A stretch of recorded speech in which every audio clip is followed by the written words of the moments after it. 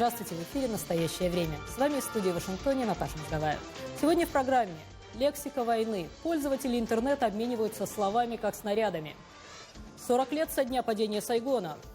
И бюст Победы. Владимирские коммунисты ставят памятник Сталину к 9 мая. Начинаем с новостей из Украины. Сергей? Спасибо, Наташа. События дня в настоящем времени из Праги. Я Сергей Дорофеев. Здравствуйте. Украина обвинила ОБСЕ в распространении неправдивой информации о ситуации на Донбассе. Возмущение Минобороны вызвал последний отчет наблюдателей о ситуации в деревне Широкино, близ Мариуполя. По словам военных, миссия зафиксировала более 400 выстрелов, произведенных якобы украинской армией в сторону так называемой ДНР. На свободной же от боевиков территории ОБСЕ зафиксировала лишь 2 взрыва от артиллерийских снарядов. В Киеве сообщают, такая информация не соответствует действительности. Для получения точных данных мониторинга Украина продолжает настаивать на скорейшей установке наблюдателями ОБСЕ веб-камер в наиболее горячих точках востока страны. В самой миссии комментировать замечания Киева не считают необходимым, отмечая при этом, в своей информации они уверены. Мы определенно не отказываемся от своих заявлений. Вся сообщаемая нами информация основывается исключительно на увиденных нами событиях.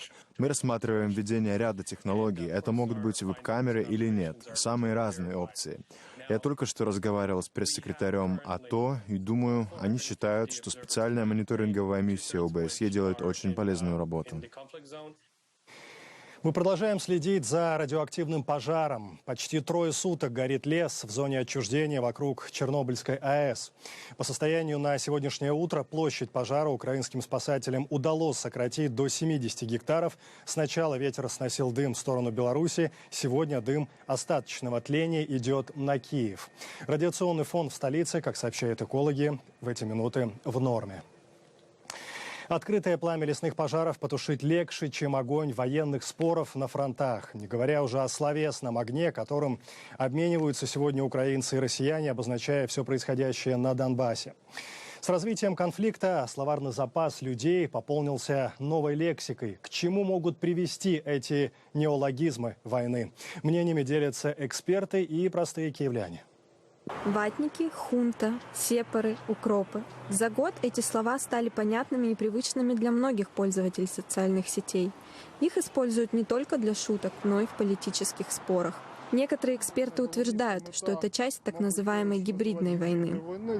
Главная цель пропагандистской кампании Путина, которая продолжается уже не первый год, это превратить украинское общество в кривое отображение русского, заставить нас называть друг друга такими же словами. Другой известный украинский блогер Леонид Швец уверен, появление таких неологизмов – нормальная реакция общества. Но важно разделять проплаченных троллей и реальных людей.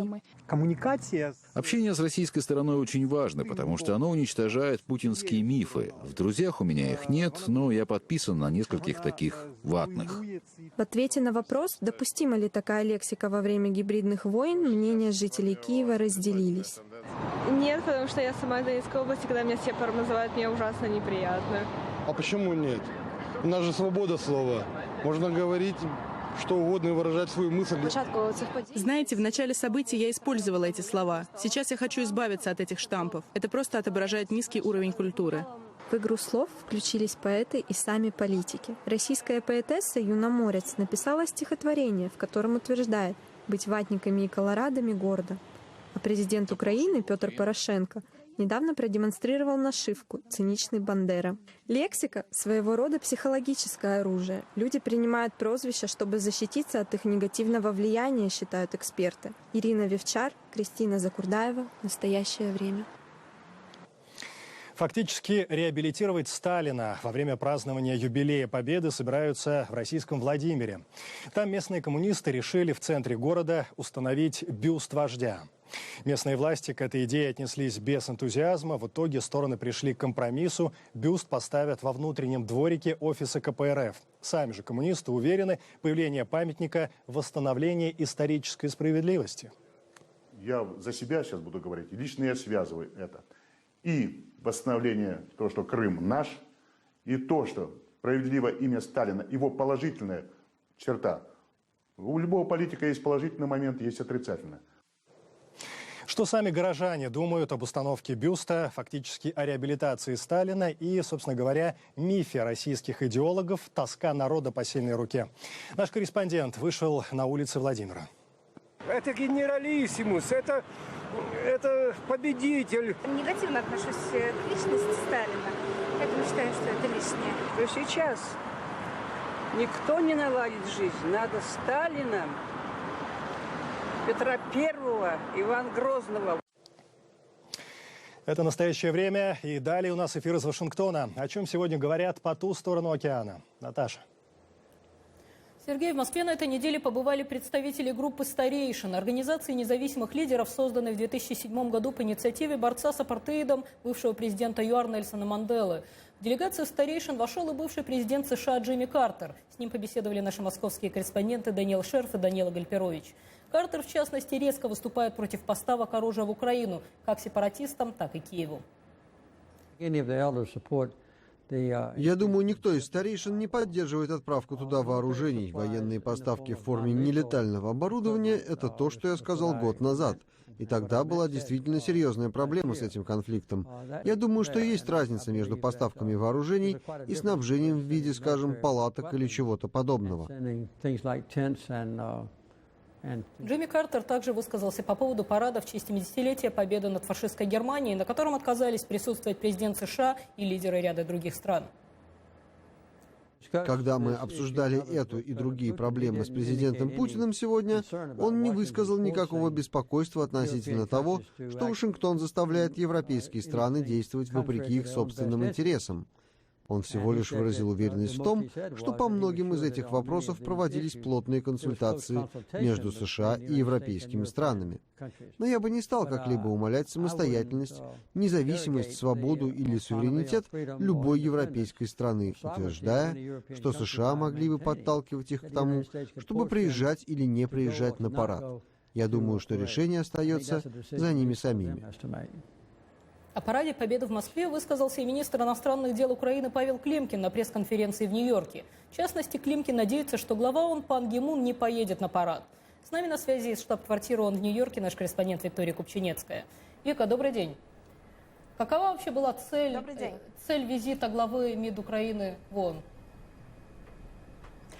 Наташа, две причины. Во-первых, министр Климкин приехал в Нью-Йорк, в ООН, для того, чтобы принять участие в конференции по выполнению соглашения о нераспространении ядерного оружия. По его словам, Украина очень обеспокоена последними недавними заявлениями представителей МИД России о том, что так как Крым теперь якобы российская территория, Россия может размещать ядерное оружие в Крыму. Ради справедливости нужно отметить, что российские представители позже сказали, что в этом сейчас нет никакой необходимости. И вторая причина, почему министр Климкин приехал в Нью-Йорк, это для того, чтобы обсуждать возможность отправки миротворческой миссии ООН на восток Украины, на Донбасс. По словам Климкина, эта миссия будет способствовать, во-первых, подготовке выборов на Донбассе, будет способствовать отводу вооружений, отводу незаконных вооруженных формирований. Но, как мы знаем, Российская Федерация выступает против отправки этой миссии ООН на Донбасс, так как и заявляет о том, что, по мнению российской стороны, эта миссия будет способствовать еще большему расколу Украины. На пресс-конференции, которую провел министр иностранных дел Украины, я задала ему вопрос о том, что он думает вот о недавней информации, поступившей, что генеральный секретарь ООН Пан Ги Мун намерен отправиться в Москву на празднование Дня Победы и будет присутствовать там на параде 9 мая. Я хочу напомнить, что приглашения для визита в Москву были направлены более чем 80 лидерам мировых держав, и пока что положительно на эти приглашения ответили меньше 30. Так вот, министр Климкин очень негативно относится к этой информации, и вот что он сказал. Что касается визита Пан Ги Муна, я думаю, что это пошлет совершенно неверный сигнал, если генеральный секретарь ООН поедет в страну, которая нарушила устав ООН и целый ряд основных принципов ООН. Конечно, есть ряд причин, по которым можно посетить Польшу, Украину, Москву в связи с юбилеем окончания Второй мировой войны, но я очень надеюсь, что генеральный секретарь не будет в Москве во время Парада Победы. Ну и возвращаясь к вопросу о нераспространении ядерного оружия, я хочу напомнить, что буквально неделю назад секретарь Совета национальной безопасности Украины Александр Турчинов, отвечая на вопрос журналиста о том, намерена ли Украина создать грязную бомбу, Турчинов сказал, напрямую не ответил, но сказал, что Украина будет использовать все имеющиеся у нее технологии и возможности для создания эффективного оружия для самозащиты. Вот такой же вопрос журналист задал и министру иностранных дел Климкину в ООН. Климкин тоже напрямую не ответил на этот вопрос, но сказал, что Украина привержена продолжению выполнения положений соглашения о нераспространении ядерного оружия, так как, я цитирую, является цивилизованным членом международного сообщества. Конец цитаты. Наташа. Спасибо. Это была наш корреспондент в Нью-Йорке Виктория Купчинецкая. В Конгрессе США сегодня проходит симпозиум, посвященный памяти Бориса Немцова и озаглавленный «Борьба за будущее России». На нем выступают американские законодатели, российские оппозиционеры, правозащитники и политологи. Обсуждается внутренняя политика России, попытки манипулировать общественным сознанием путем выявления так называемых нацпредателей, иностранных агентов и пятой колонны. Американская тема. Фредди Грей, чья смерть в результате травмы при аресте вызвала массовые протесты в Балтиморе, бился о стены полицейского автомобиля и умышленно пытался нанести себе увечья. Об этом сообщает сегодня газета «Вашингтон-Пост» со ссылкой на задержанного, которого перевозили вместе с Греем. Протесты против действий полиции продолжились вчера в Балтиморе, в Нью-Йорке, в Чикаго. Между тем, местная бейсбольная команда Baltimore Orioles выиграла вчера матч против чикагских White Sox при абсолютно пустом стадионе. Несмотря на неспокойную обстановку в Бостоне и беспорядки еще несколько дней назад, местные власти решили не отменять бейсбольный матч между Baltimore Orioles и Chicago White Sox. Однако в целях безопасности зрителей было решено не пускать.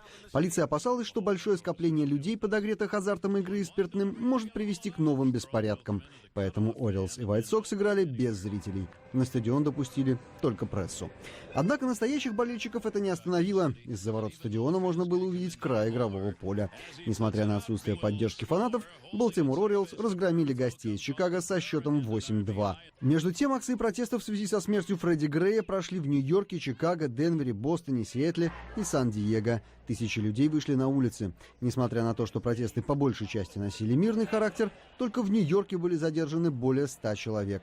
На четверг запланированы новые протесты, в том числе в Филадельфии, где местные активисты проводят параллели между гибелью Фредди Грея и смертью Брэндона Тейт Брауна, который был застрелен полицейским в декабре во время того, как его машина была остановлена для проверки полицией. В этом случае прокуратура отказалась возбуждать уголовное дело, отметив, что Браун попытался достать из машины заряженный пистолет. Из США в Юго-Восточную Европу наши коллеги продолжат цикл сюжетов о том, как живут Балканы после распада Югославии. Сергей? Да, Наташа, сегодня у нас второй материал о деревне вдов Круша-Эмазы в Косово. 16 лет назад, в марте 99-го, деревню сожгли силы сербской армии и полиции. Это было время, когда этнические конфликты в центре и на западе Балкан усугубились политическими противоречиями, когда горели и мечети, и христианские храмы, были жертвы, причем со всех сторон. Но эта история сегодня про одну отдельно взятую деревню. Деревню вдов. Практически все мужчины Круша-Эмазы были расстреляны. Как восстанавливаются? О чем говорят местные жители сегодня? Об этом Александр Сирич.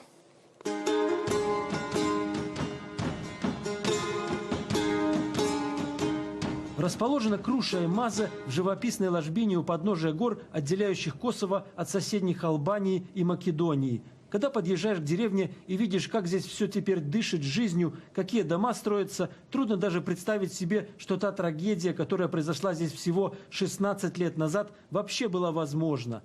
События 26 марта 1999 года вспоминает жительница деревни Земили Хоти. За один день она потеряла мужа и двоих сыновей. Горе заставило женщину выглядеть значительно старше своих лет. Трудно поверить, что ей всего 46. В 6 утра мы вышли из дома и пошли в горы, чтобы спрятаться. Но сербские военные нашли нас там. Они привели нас обратно в деревню и собрали в одном месте. Чуть позже женщинам приказали идти в мечеть, а в 2 часа дня началась стрельба. Как мы позже узнали, всех мужчин, которых нашли, расстреляли. А вот в этой семье соседи Земеле потеряли сразу 5 мужчин. Всего в Круше и Мазе за 3 дня сербскими военными были уничтожены и сожжены 241 человек. Из них 5 женщин и 7 детей, остальные мужчины. Эти цифры представлены президентом деревни, одним из немногих живущих здесь мужчин, Салами Хоти. Из всех убитых людей 14 были учителями и профессорами, которые учили наших детей. Если враг убивает учителей, это означает, что он совершает эти ужасные преступления осознанно. Почти все оставшиеся в живых на время войны вынуждены были покинуть родную деревню. Когда война закончилась, и жители, а точнее жительницы деревни Круша и Мазе вернулись вместе со своими детьми домой, ничего кроме развалин своих домов, сожженных магазинов, школ и мечетей, они не увидели. Все, что у них было в ту минуту, это любовь к своей стране и к родной земле. Не собираются покидать свою деревню и вот эти школьницы, ровесницы войны.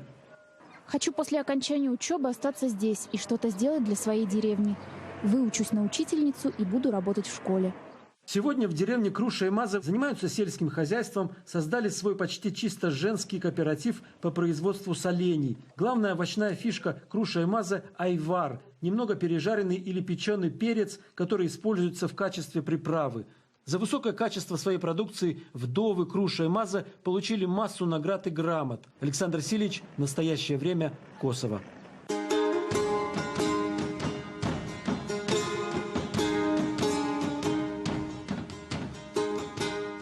В США с недельным визитом прибыл японский премьер-министр. Во время своего выступления в Конгрессе Синдзо Абе сделал важное заявление, разлетевшееся по лентам новостей. Наташа. Да, Сергей, премьер-министр Японии Синдзо Абе стал в среду первым лидером этой страны, выступившим на совместном заседании обеих палат Конгресса США. Историческое выступление Абе практически совпало с празднованием 70-й годовщины завершения Второй мировой войны в Европе. В своей речи он выразил глубокое раскаяние по поводу роли Японии в войне и принес соболезнования семьям погибших. Сегодня исполняется ровно 40 лет с момента падения Сайгона. Эксперты и ветераны постарались под новым углом взглянуть на дни, когда завершилась Вьетнамская война. Об этом в репортаже Вадима Оленичева. Сражение за Сайгон ознаменовало окончание Вьетнамской войны и начало объединения Северного и Южного Вьетнама в Коммунистическую республику. Захват города силами Северного Вьетнама сопровождался эвакуацией местных жителей и американского персонала. Эта эвакуация стала крупнейшей в истории вертолетной операции такого рода. 2 военнослужащих США, погибших в ходе артобстрела столичного аэропорта в те дни, стали последними жертвами этой войны. Утром 30 апреля южно-вьетнамское правительство объявило о своей капитуляции. Участник форума в Вашингтоне, известный американский журналист Ирв Чапман, работал во Вьетнаме в 1971 году, в самый разгар войны. Он своими глазами убедился в том, что ситуация в стране была противоречивая. Так же, как не все вьетнамцы, говорит Чапман, верили в необходимость победы Юга, так же и далеко не все американцы видели в коммунистическом режиме Севера непосредственную угрозу Соединенным Штатам. Способен ли один народ объединиться против тех, кого он считает своими врагами? В ответе на этот вопрос заключается вся сложность подобных ситуаций. Например, война в Афганистане отличается тем, что в сознании американского общества он существует как прибежище террористов, угрожающих Америке. И по этой причине у американцев есть ощущение того, что ситуацию в Афганистане необходимо как-то решать. Вот в этом, считает Ирв Чапман, отличие нынешней войны в Афганистане от вьетнамской. В начале 1975-го он опять приехал в Южный Вьетнам в командировку. На тот момент, вспоминает журналист, у аккредитованных там репортеров не было никакой информации, которая бы указывала на скорое падение Сайгона. Тем более неожиданным было для них такое окончание кампании. А вот для Джона Прадоса, автора нескольких книг о Вьетнамской войне, сдача Сайгона была закономерной. Он тогда как раз заканчивал школу и уже готовился к отправке на войну. Узнав о капитуляции Южного Вьетнама, говорит Прадос, он испытал большое облегчение и был рад, что все закончилось. В своих книгах он делает вывод о том, что войну во Вьетнаме было невозможно выиграть. Проблема с Вьетнамом была вот в чем. То, что происходило на самом деле, это было совсем не то, что представляли себе американские лидеры и генералитет. Решение командования Северного Вьетнама занять выжидательную позицию до тех пор, пока американцы не выведут войска, было ключевым стратегическим ходом. Это был один из факторов, которые привели к тому, что Соединенным Штатам пришлось сворачивать войну. Совсем другое мнение высказывает полковник в отставке, ветеран Вьетнамской войны Роберт Макфарлейн. По его словам, вина за неудачи армии США во многом лежит на американских СМИ. Они декларировали, что Вьетнам был полным поражением, считает Макфарлейн, хотя заявлять об этом столь категорично совершенно неверно. Американцы могли выиграть эту войну, добавляет он, но упустили победу из-за падения престижа армии на родине. Американские историки по сей день спорят, нужно ли было вести войну во Вьетнаме до победного конца. Однако современники тех событий отмечают, после того, как число погибших солдат армии США превысило 20 тысяч, уже ничто не могло повернуть мнение общества в сторону продолжения войны. Вадим Оленичев, Андрей Дегтярев. Настоящее время. Вашингтон. Снова передаем слово коллегам в Праге. Сергей? Отчаянный путешественник, решивший испытать себя, житель Кыргызстана Азамат Джаналиев поставил перед собой амбициозную задачу за 6 лет пройти пешком 5 континентов. А все 7 областей родной страны смельчак намерен обойти за 3 месяца. Несмотря на трудности в пути и постоянные капризы погоды, путешественник продолжает приближаться к своей цели. Наш материал о мечте и решимости этого сильного человека.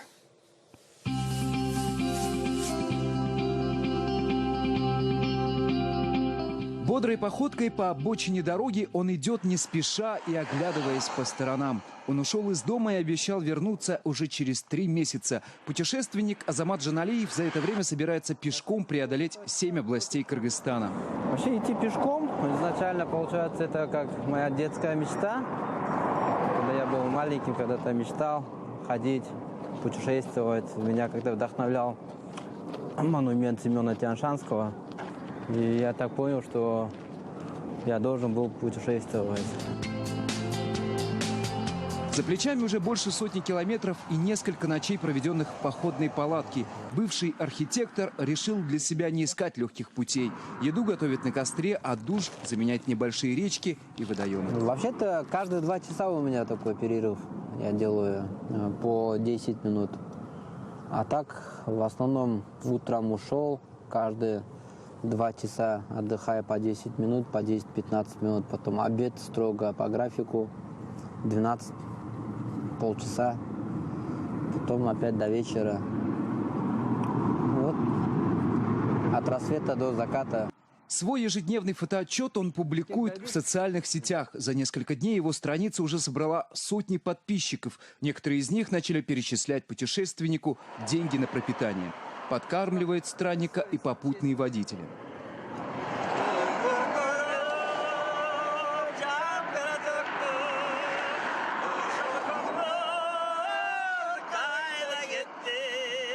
Поход по Кыргызстану – это своеобразная разминка перед затяжной прогулкой. Азамат поставил себе задачу – пешком преодолеть за 6 лет 5 континентов. А итогом путешествия станет книга. Ее он планирует написать по материалам своего дневника.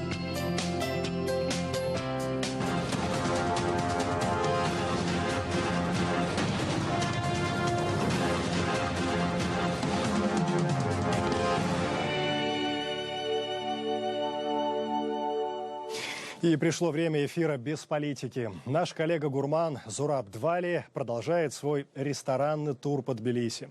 Сегодня предлагает отведать и понять, как сам говорит, настоящую философию хинкали. За более чем 1500-летнюю историю Тбилиси здесь побывало великое множество людей. В городе шумных застолий, гостеприимства и неповторимого колорита это блюдо занимает особое место. Как хинкали вам нравится? Вкусные. Вкусные? Да, очень хорошо. Очень вкусно, просто я не знаю, что сказать. Хинкали. Хинкали. Туристам нравится и широкий выбор блюд, и их относительная дешевизна. В сочетании с местным вином, огромным выбором как шикарных ресторанов, так и многочисленных недорогих подвальчиков, остаться трезвым и голодным в Тбилиси практически нереально. Да, хинкали очень люблю, даже с картошкой. Хинкали? Я очень люблю хинкали. Действительно, у вас прекрасные старинные грузинские блюда.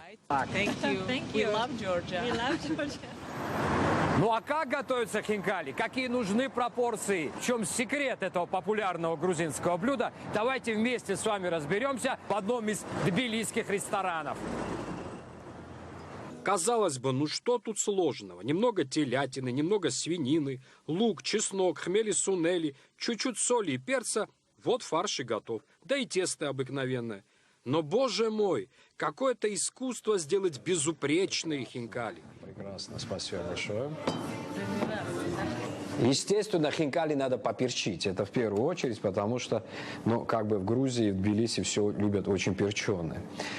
И самое главное, дорогие друзья, хинкали надо кушать руками. Вот так взять за хвостик, держать в правой руке и, надкусив, втянуть в себя пряный сок этого прекрасного грузинского блюда. Поужинав, не торопитесь. Посидите с друзьями, послушайте, а еще лучше спойте грузинские песни. Вам некуда спешить. Это Тбилиси.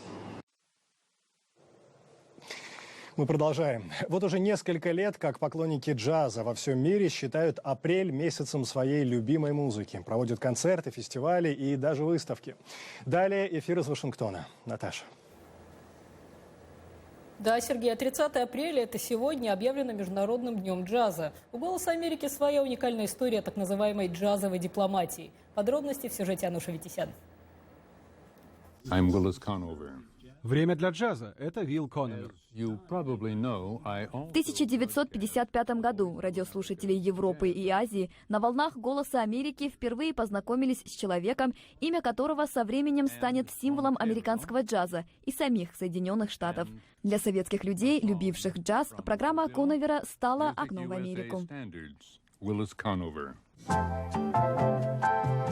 Поклонники запрещенного за железным занавесом джаза настраивались на этот голос, прорываясь через глушилки. 40 лет, почти до самой смерти, Виллис Коновер бессменно вел на «Голосе Америки» программу «Час джаза».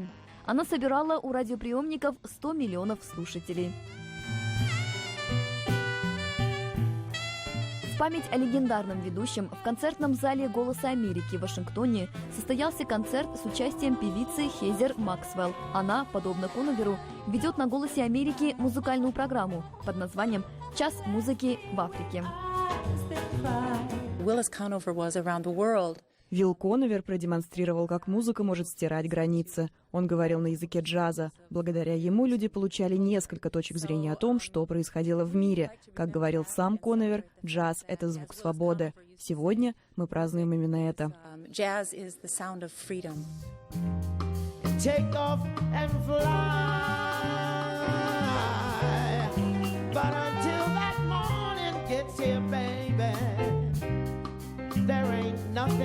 Джаз, звучавший отсюда, доходил в самые разные уголки мира. Он объединял людей разных культур, традиций и политических взглядов. Во время Холодной войны джаз стал символом свободы и послом Соединенных Штатов. Уиллис Коновер своими передачами воспитал целую плеяду советских музыкантов, которые вошли в историю как шестидесятники. Он знакомил мир с творчеством таких корифеев музыки, как Дюк Эллингтон, Дизи Гиллеспи, Элла Фицджеральд, Ирвинг Берлин и Луи Армстронг. Однако для любителей джаза Коновер оставался самым известным американцем. Когда я посещал страны, где правили коммунистические режимы, толпы встречали меня в аэропорту. Люди организовывали для меня вечеринки и концерты. В 1996 году Уиллис Коновер умер от рака. В честь него был организован большой концерт, на который съехались легендарные джазовые музыканты из разных стран. Среди них трубач Валерий Пономарев. Я зависел от его программ эмоционально, духовно, да и физически. Я просто не мог не слушать его программу.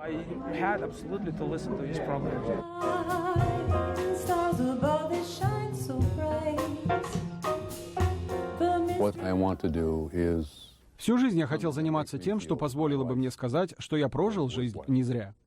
Ануша Витисян, Дмитрий Шахов, Дана Преображенская. Настоящее время. Вашингтон.